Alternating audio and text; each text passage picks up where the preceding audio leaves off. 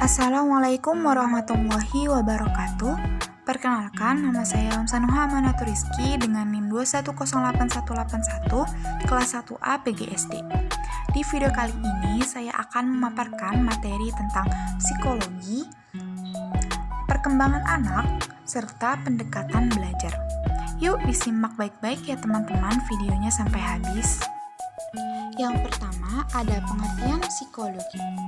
Psikologi diartikan sebagai prodi ilmu yang mempelajari tentang kejiwaan dan tingkah laku manusia.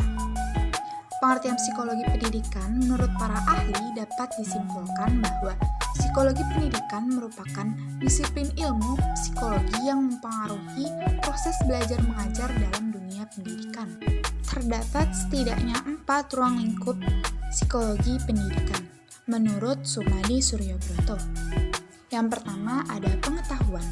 Pendidik atau guru perlu memiliki pengetahuan yang lebih baik untuk memberikan pengajaran kepada anak didiknya. Yang kedua ada pembawaan. Proses pembelajaran yang interaktif dari guru akan memberikan motivasi dan respon positif kepada anak didik saat proses pembelajaran mengajar. Yang ketiga ada proses tingkah laku, di mana proses tingkah laku ini mencakup perubahan perilaku karena pertumbuhan dan perkembangan, serta perubahan perilaku karena belajar dalam pembelajaran. Yang keempat ada hakikat dan ruang lingkup belajar. Hakikat dan ruang lingkup belajar ini meliputi perkembangan siswa, faktor yang mempengaruhi belajar siswa, aspek praktis pengukuran, transfer belajar, kesehatan mental, pendidikan karakter, dan lain-lain. Yang kedua ada perkembangan anak. Banyak faktor yang mempengaruhi perkembangan anak. Salah satunya adalah faktor genetik yang diturunkan oleh kedua orang tuanya. Di sini terdapat setidaknya 4 perkembangan anak. Yang pertama adalah perkembangan kemampuan fisik. Pada fase ini terjadi penambahan berat badan, tinggi badan, perkembangan otak, hingga motorik halus dan kasar.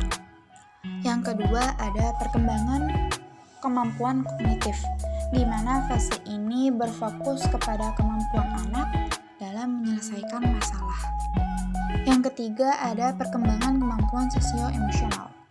Pada fase ini, anak cenderung berfokus kepada interaksi anak dengan orang lain dan perkembangan anak dalam mengekspresikan emosinya. Yang terakhir ada perkembangan kemampuan berbahasa. Di fase ini kita dapat mendeteksi adanya atau tidak keterlambatan gangguan pada perkembangan anak. Terdapat 3 teori para ahli, yaitu teori Sigmund Freud, teori Erik Erikson, dan teori Jean Piaget. Ketiga teori ini membahas tentang psikologi anak di masa kecil dan perkembangan anak di masa kecil hingga ia tumbuh menjadi seorang yang dewasa. Lalu kita masuk kepada materi pendekatan belajar. Pendekatan belajar sendiri adalah ide atau prinsip cara memandang dalam menentukan kegiatan pembelajaran. Menurut Gulo, pendekatan belajar adalah sudut pandang kita dalam memandang seluruh masalah yang ada dalam kegiatan belajar mengajar. Menurut Sanjaya, bahwa pendekatan belajar dapat diartikan sebagai titik tolak atau sudut pandang kita terhadap proses pembelajaran. Sedangkan menurut Rahmawati, pendekatan belajar adalah cara yang akan ditempuh dan digunakan oleh pendidik untuk memungkinkan siswa belajar sesuai dengan tujuan tertentu. Unsur-unsur konsepsi pembelajaran yaitu filosofi atau landasan dan sudut pandang, serta serangkaian gagasan untuk mencapai suatu tujuan. Yang terakhir ada jenis-jenis pendekatan belajar.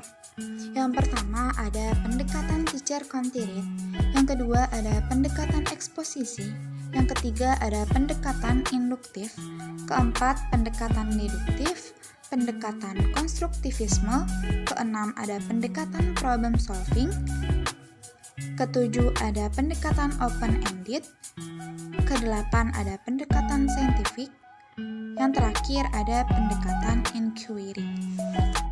Sekian, terima kasih, semoga bermanfaat. Wassalamualaikum warahmatullahi wabarakatuh.